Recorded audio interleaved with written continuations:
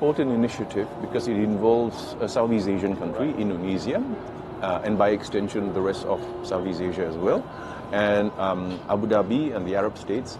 I think there is an awareness worldwide that we live at the time where this sense of common human solidarity has been progressively weakened as a result of, again, geopolitical calculations and geopolitical, manipulation. And of course, whether it's in the Arab world or whether it's in Southeast Asia, I think all of us are aware of the fact that human, solidarity is something of enormous importance.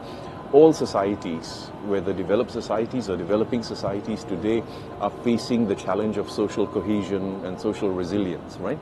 And this is because the pressures on us, they come in all forms, whether it's hate campaigns, misinformation, false news, social media.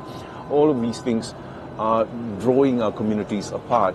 So at this time, and if you look at this conference, we'll be looking at the role of the media, we'll be looking at environment and development, we'll be looking at issues of social justice and economic justice.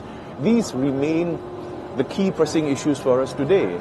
And these issues are hugely important, not only for this generation, but for the generation to come. Because the younger generation will be living in a world which is going to be very much shaped by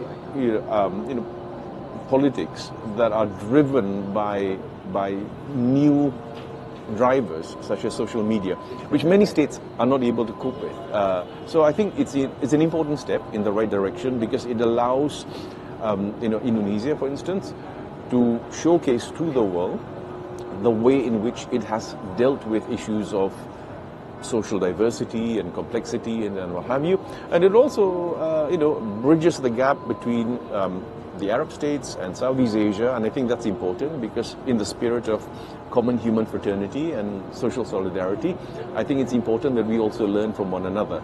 So I think we need to have more initiatives like this, because this is the time when the different parts of the world need to come together, and because we are clearly being divided through all kinds of transactional politics, and I think this is the time where especially developing states in Southeast Asia need to reach out to the world as well. So I would welcome initiatives like this, and I think we need to have more of them.